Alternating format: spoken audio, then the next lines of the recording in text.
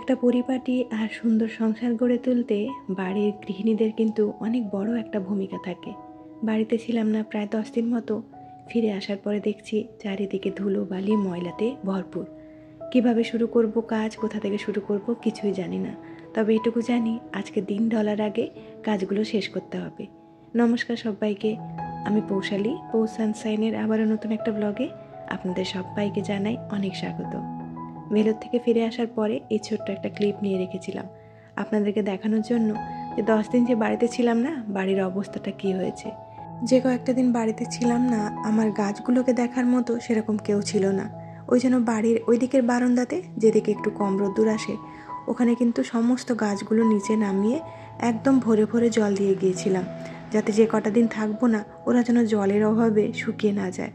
ওই যে বলে না, যার কেউ থাকে না তার ঠিক ভগবান থাকে। আমার গাছগুলোকে আমার গোপাল কিন্তু ঠিক যত্ন করে গুছিয়ে রেখেছে। প্রত্যেক কটা গাছ আমার একদম হেলদি রয়েছে। এসে দেখে মনটা খুব ভালো হয়ে গেল। যখন ওখানে ছিলাম এই সমস্ত জিনিস নিয়ে চিন্তা করার সময় পাইনি। মেয়েকে নিয়ে এতটা ব্যস্ত, এতটা দুশ্চিন্তার মাঝখানে এই ছোট্টখাটো চিন্তাগুলো কোথায় যেন হারিয়ে গিয়েছিল। তবে যখনই রাত্রেবেলা ঘুমোতে যেতাম তখনই গাছগুলোর কথা খুব মনে পড়তো। কিন্তু যখনই মনে পড়তো ওই বড় একটা চিন্তা এসে এই ছোট ছোট চিন্তাগুলোকে কোথায় যেন দূর করে দিত। মানুষের জীবনে যখন অনেক বড় একটা ধাক্কা আর আঘাত আসে, তখন না জীবনের ছোট্ট ছোট্ট দুঃখ বা ছোট্ট ছোট আঘাতগুলো এক নিমেষেই মানুষ ভুলে যায়। আর যখন মানুষের জীবনে বড় আঘাত আসে না, তখন এই ছোট জিনিসগুলোকেই না অনেক বড় বলে মনে হয়। আমি তো আমার জীবন থেকে এটাই শিখেছি। এখন এত বড় একটা ধাক্কা খাওয়ার পরে জীবনের ছোট্টখাটো প্রবলেমগুলো আর কিছুই মনে হয় না, সবই যেন এর কাছে তুচ্ছ বলে মনে হয়। যাই হোক, গুড মর্নিং সবাইকে। উঠে পড়েছি, উঠে কিন্তু কাজে লেগে পড়েছি। এখন বাজে প্রায় 7টার মতো। আজকে কিন্তু একটু তাড়াতাড়ি ব্লগটা শুরু করলাম। একদম ভিডিও শুরুতে যে ক্লিপটা দেখিয়েছিলাম ওটা কিন্তু ভেলোর থেকে ফেরার পরের দিন। ওদিনে অনেক কাজকর্ম করেছি, তবে সেদিনের কাজগুলো আর রেকর্ড করা হয়নি। আর আজকে যে ভিডিওটা দেখছেন সেটা বেশ কিছুদিন পরে। আজকে আমরা একটা বিশেষ জায়গাতে যাচ্ছি। শুরু থেকেই আমি বড্ড বেশি ঈশ্বরে বিশ্বাসী। আমার জীবনে যখন এত বড় একটা আঘাত আসে, আমি সত্যি কথা বলতে ভগবানকে কোনোদিন জিজ্ঞেস করিনি যে কেন করেছে ওই জিনিসটা।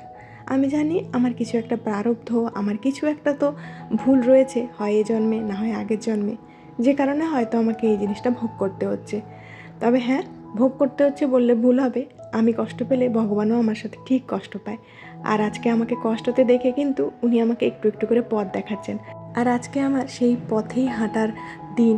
তো সেই কাজেই যাচ্ছি। কাজটা সফল হলে অবশ্যই আপনাদের সাথে শেয়ার করব। এগুলো কিন্তু অনেকটাই কনফিডেন্সিয়াল, যেহেতু একটা রেয়ার জিনিস, সেই কারণে আমি এই ইন্টারনেটে কিন্তু এই সমস্ত কথাবার্তা কারোর সাথেই শেয়ার করতে পারবো না যতক্ষণ না জিনিসটা সফল হয়। সফল হলে অবশ্যই আপনাদের সাথে শেয়ার করব, যদি আপনাদের কারোর কোনো উপকারে লাগে। তো যাই হোক, সকালে উঠে আমি কিন্তু আগে ব্রাশটা করে নিয়েছি। হাজব্যান্ড ওদিকে উঠে পড়েছিল 6:30টার দিকে। ও উঠে ঘরটা ঝাড়ু মোছা করে দিয়েছে। আমি কিছুতেই যেন উঠতে পারছিলাম না। আমি না একদমই ওই মর্নিং পারসন নই, মানে সকালে কিছুতেই উঠতে পারি না। তো অনেক কষ্ট করে আমি 7টার দিকে উঠেছি। উঠে কিন্তু আমি এদিকে আগে রান্নাটা বসিয়ে দিলাম। এই কয়েকদিন ধরে ওয়েটটা এতটাই বেড়ে যাচ্ছে, মনে হচ্ছে এরপরে না কমালে আমার শরীরটা খুব বেশি খারাপ হয়ে যাবে। কয়েকদিন ধরে চেষ্টা করছি একটুখানি জিরে ভেজানো জল খাওয়ার জন্য। তবে রোজ রোজ না, সত্যি কথা একদমই মনে থাকে না। মনে হয় কেউ যদি করে হাতের কাছে দিত তাহলে হয়তো আমি ডায়েটিংটা ভালোভাবে করতে পারতাম। সংসার সামলে, বাচ্চা কাচ্চা সব কিছু সামলে নিজেকে আর কিছুতেই সময় দিয়ে উঠতে পারছি না। এর জন্য সত্যি কথা অনেকটা মনের জোরের প্রয়োজন। আমি এই মুহূর্তে সব কিছু সামলে এই মনের জোরটা কোথাও থেকে আনতে পারছি না। যাই হোক, তাও চেষ্টা করতে হবে। আর এদিকে দেখতেই পেলেন আমি কিন্তু ওখানটায় চালের জল আর ডালের জলটা এনে গাছে দিয়ে দিয়েছি। আমার ব্যালকনিটা কত হারা ভরা লাগছে না দেখতে। ব্যালকনিতে এলে না অনেকটা মন ভালো হয়ে যায়, কিন্তু সবসময় তো ব্যালকনিতে আসতে পারি না। এলেই মনে হয় এই রে, বাড়ির ওদিকে অনেক কাজ বাকি রয়েছে, আগে কাজ সারি তারপরে ব্যালকনিতে আসবো। আর যতক্ষণে কাজ সেরে উঠি তখন আর শরীরে এনার্জি থাকে না যে ব্যালকনিতে এসে বসি। যাই হোক, এই যে গাছটা, এটার নাম হচ্ছে জেড প্ল্যান্ট। এটা আমার অনেক প্রিয় একটা গাছ। আর বেডরুমের যে গাছটা, সেটার নাম হচ্ছে পিস লিলি।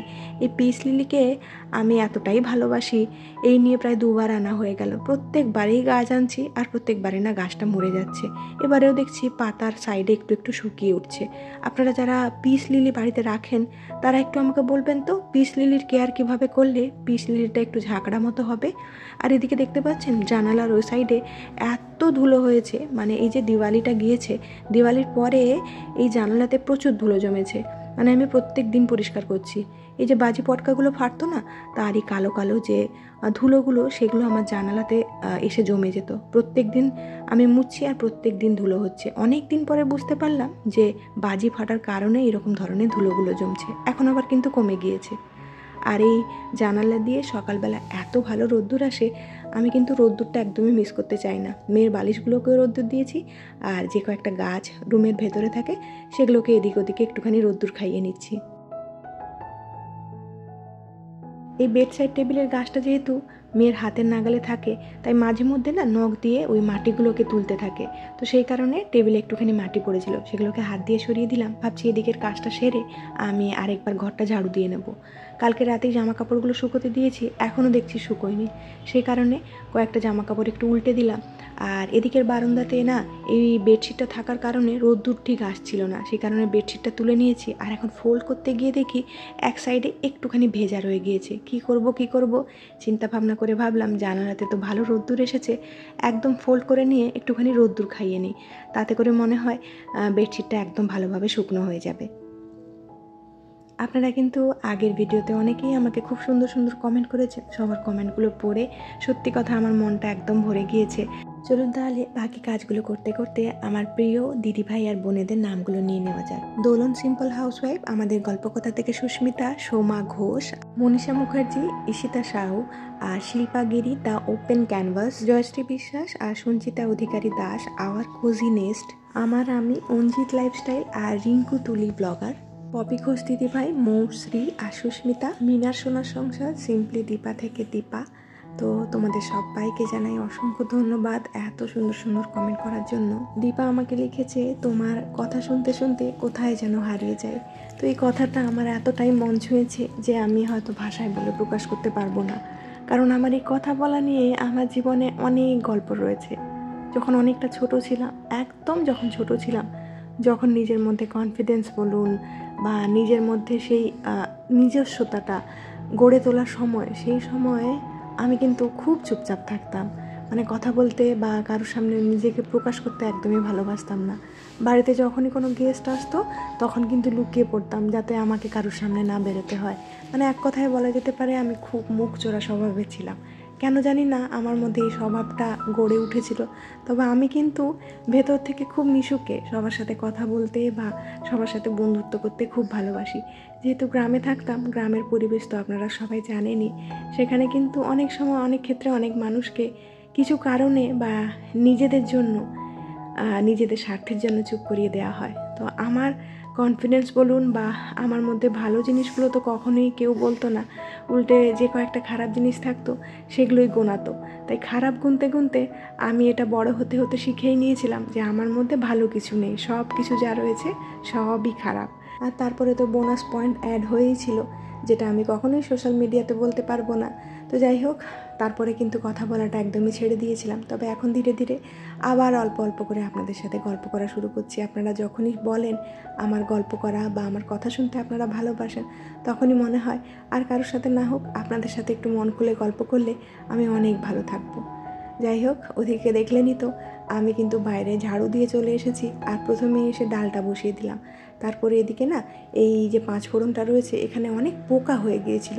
আমার কিন্তু কখনো এই ধরনের পাঁচফোড়নে পোকা হয় না, তবে অনেক দিন ধরে দেখছি পাঁচফোড়নে একটু একটু পোকা হয়েছে। তো সেই কারণে এটাকে আমি রোদ্দুরে দিয়েছি একটু। আর এদিকে কিন্তু ডালটাও ফুটে এসেছে আর ভাতটাও হয়ে গিয়েছে। এখন একটুখানি তাড়াহুড়ো করছিলাম, যেহেতু ওখানে আমাদেরকে সময় যেতে হবে, সে কারণে চেষ্টা করছি বাড়ি থেকে ভাত খেয়ে আর একদম টিফিনটা প্যাক করে নিয়ে যাব। ওখানে গিয়ে যদি বাইরের খাবার দাবার না পাই, আর মেয়ে যেহেতু কিছুদিন আগে একটুখানি অসুস্থ ছিল, ওকে বাইরের খাবারটা দিতে চাইছি না। কালকে রাত্রেবেলাতেই মার্কেটে গিয়ে এই পিলারটা কিনে এনেছি। এটা নিয়েছি এম বাজার থেকে। আমার যে পুরনো পিলারটা, ওটা প্রায় 5 বছরের পুরনো পিলার। তো ওটাকেই এতদিন ধরে কাজে লাগাচ্ছিলাম। তো কিছুদিন আগেই না হঠাৎ করে ভেঙে যায়। তো পিলার না থাকলে না মাঝে মধ্যে কাজ করতে খুব সমস্যা হয়। তো এই জন্য এটা কিনে এনেছি। তবে এটা না খুব একটা ভালো নয়, দেখতেই তো পেলেন এই যে স্কিনটা খুব মোটা মোটা করে বের করে দিচ্ছে, মানে অনেকটা করে আলু নষ্ট হয়ে যাচ্ছে। তো দেখি এটাতে কাজ করতে করতে আশা করছি হাত সয়ে যাবে। প্রথমে ভেবেছিলাম একটুখানি আলু সেদ্ধ করে নেব, তারপরে চিন্তা করে দেখলাম না, আলু ভাজাই করা যাক, কারণ ডালের সাথে কিন্তু আলু ভাজার কম্বিনেশনটা বেশ ভালো লাগে। আজকে একটু মোটা মোটা করেই আলু কেটেছি। আর এই যে কন্টেনারটা দেখতে পাচ্ছেন তেলের, এটাও কিন্তু আমি এম বাজার থেকে কিনে এনেছি। আগে তো আপনাদেরকে বলেইছিলাম কাঁচের একটা কন্টেনার ছিল আমার কাছে, হঠাৎ করে ভেঙে যায়। আর আমার না তেল রাখতে খুব সমস্যা হচ্ছে, একটাতে সর্ষের তেল আর সাদা তেল রাখতাম, তো এখন একটা কন্টেনার হয়ে যাওয়ার কারণে ওই প্লাস্টিকের বোতলটা রাখতে হচ্ছে। তো সেই কারণে এটা একটা নিয়ে নিয়েছি। তো কাঁচ নেওয়ার আমার খুব ইচ্ছে ছিল, তবে কাঁচ না এখন মেনটেন করতে পারবো না, মেয়ে যেহেতু অনেকটা ছোট রয়েছে, তাই হাজব্যান্ড কিছুতেই আর কাঁচ নিতে দেবে না, কারণ কাঁচ ভেঙে গেলে অনেক বিপদ হওয়ার সম্ভাবনা থাকে। তো সেই কারণে প্লাস্টিকটাই নিলাম, দামটাও বেশ কম রয়েছে। তো সেভিংস করার জন্যও চিন্তা ভাবনা করলাম যে না থাক, এখন প্লাস্টিকেই কাজ চালাই। আজকে সকালের পুজোটা হাজব্যান্ড করবে বললো, কারণ এদিকে আমি অনেকটা ব্যস্ত রয়েছি। এই যে বেডরুমটা দেখতে পাচ্ছেন, এটা অনেক দিন ধরে হাত দিইনি, এত ধুলো জমে গিয়েছে। তাই ওকে বললাম তুমি পুজোটা সেরে নাও, আর এদিকে টুকটাক কাজগুলো আমি করে নিই। আমি আবার বাড়ির বাইরে বেরোনোর আগে বাড়িকে অগোছালো করে কিছুতেই যেতে পারি না, এই অভ্যেসটা আমার একদমই নেই, কখনোই ছিল না। সে কলেজে পড়াকালীনও যখন কলেজের জন্য রেডি হয়ে আমি যেতাম, তখন কিন্তু আমার বেডরুম বা আমার বেড সব কিছু একদম পরিষ্কার পরিপাটি করে রেখেই যেতাম। এই অভ্যেসটা আমার অনেক পুরনো, তবে এই অভ্যেসটা না শিখেছি একজনের কাছে, আমার খুব কাছের একটা বান্ধবী, যার কথা কালকে আপনাদের সঙ্গে শেয়ার করেছিলাম। ওর কাছ থেকে আমি অনেক কিছু জিনিস শিখেছি আমার লাইফে, রান্না বলুন, ঘর গুছিয়ে রাখা বলুন, সংসার করা কিভাবে হয় বলুন, অনেক কিছু জিনিস ওর কাছে শিখেছি। তো ওর কাছে আমি সত্যি কথা সারা জীবনের জন্য খুব কৃতজ্ঞ থাকবো। আর মানুষের কাছে শিখলে না, সেটা স্বীকার করতে আমার কখনোই লজ্জা বোধ করে না। আমার তো খুব ভালো লাগে যখন যার কাছ থেকে কিছু শিখি, আর তাকে যখন আমি গিয়ে বলি যে তোমার কাছে এটা আমি শিখেছি, সেটা আমার কিন্তু অনেক বেশি ভালো লাগে। বাচ্চা নিয়ে কাজ করতে গেলে এরকমই অবস্থা হয়, এদিকে একটা একটা করে কাজ সারছি, আর আমার মেয়ে কিন্তু একটা একটা করে জিনিস ছড়িয়ে ছিটিয়ে রাখছে। যেহেতু ওকে অনেকটা সকালে উঠিয়ে ফেলেছি, ও কিছুতেই আর শুনছে না, এখন কিন্তু আমার কোলে আসার জন্য খুব কান্নাকাটি করছে। ও চাইছে মা ওকে নিয়ে আবার একটুখানি বিছানায় যাক আর ও একটুখানি ঘুমিয়ে পড়ুক, কিন্তু আমাদেরকে তো বেরোতে হবে, ঘুমোলে তো চলবে না। তাই আমি ওর কান্নাটাকে ইগনোর করেই কিন্তু এখন কাজবাজগুলো সারছি। ওর বাবাকে বলেছি পুজোটা সেরে নিয়ে ঝট করে ওকে ধরো, আর ততক্ষণে আমি কিন্তু স্নানটা করে নেব। ফ্রিজটাও অনেক দিন ধরে নোংরা হয়েছিল, ওই যে মেয়ের কারণেই না এই সমস্ত জায়গাগুলো বেশি নোংরা হয়। ও খাওয়া হাতে ফ্রিজ, ওয়াশিং মেশিন, আয়না এই সমস্ত জায়গাতে হাত দেয়, আর প্রত্যেক দিনই ওই জায়গাগুলোতে ময়লা জমে যায়। আর এই সমস্ত ময়লাগুলো না তুললে 2-4 দিন পরে একদম কড়া হয়ে জমে যায়। তো সেই কারণে পরিষ্কার করে নিলাম, আর স্নানে যাওয়ার আগে ভাবলাম ভাতটা একদম খেয়ে নিই, তারপরে স্নানে যাব। তো আজকে না সকালবেলা আমি রান্না করার সময় এই গ্যাসের পেছনে এই কাপড়টাকে দিয়ে রেখেছিলাম, কারণ কি যেদিনে করে তাড়াহুড়ো করে সমস্ত কাজ করতে হয়, সেদিনে কিচেনকে একদম ডিপ ক্লিন করবো ভাবলে হয় না। ওই কাপড়টা দিয়ে রাখার কারণে যে কয়েকটা তেল মশলা ছিটিয়েছে কাপড়ের ওপরেই গিয়েছে, তো সেই কারণে রান্নাঘরটা পরিষ্কার করতে সময় লাগলো না। আর এদিকে আমি বারান্দাটা একবার ভালো করে মুছে নিচ্ছি। আজকে হাজব্যান্ড যেহেতু ঘর ঝাড়ু মোছা করেছিল, আর ও যেদিনে করেই ঝাড়ু মোছা করে, সেদিনে করে না বাইরে কখনো ঝাড়ু মোছা করে না, ওই ঘরের ভেতর অবধি ওর আয়ত্ত। তো আমি বাইরটাকে ঝাড়ু দিয়ে মুছে নিলাম, আর এখন ফাইনালি গেলাম স্নানে। গোপালের বাগানে ফুল হয়েছে, আর গোপালকে দেবো না তা বললে কি হয়, এমনি গাছে শুকিয়ে গেলে আমার খুব মন খারাপ করে। তাই ভাবলাম একদম নিয়ে গিয়ে গোপালের পায়ে একটু ফুল দিই, যেহেতু একটা বিশেষ জায়গাতেও যাব, ওনার আশীর্বাদের খুব প্রয়োজন আমাদের। তো এই যে ফুলগুলো নিয়ে এখন যাচ্ছি, হাজব্যান্ড যেহেতু পুজো করে দিয়েছে তাই আমার আর সময় লাগবে না। এখন কিন্তু আমি একদম রেডি হয়ে গিয়েছি, শুধু ফুলগুলো দেব আর তারপরে টুকটাক কিছু কাজ আছে সেরে একদম বেরিয়ে যাব। আজকে গোপালকে যে জামাটা পরানো হয়েছে আমার খুব প্রিয় একটা জামা, এই জামাটা আমার এত ভালো লাগে, তাই হাজব্যান্ডকে রিকোয়েস্ট করলাম আজকে তুমি এই জামাটাই পরাও। আর এই তো এদিকে কিন্তু আমি একটু টিফিন বানিয়ে নিচ্ছি, একদম হাতে সময় ছিল না, সেই কারণে টোস্টারে করে কয়েকটা ব্রেডকে টোস্ট করে নিচ্ছি। আর এর মধ্যে না একটুখানি বাটার দেবো, ফ্রিজ থেকে সাথে সাথে বাটার বের করেছি, আর বাটারগুলো ছিল একদম শক্ত, সেই কারণে চামচের মধ্যে বাটারটা নিয়ে আমি এরকমভাবে অল্প গ্যাসে এটাকে একটুখানি গলিয়ে নিচ্ছি।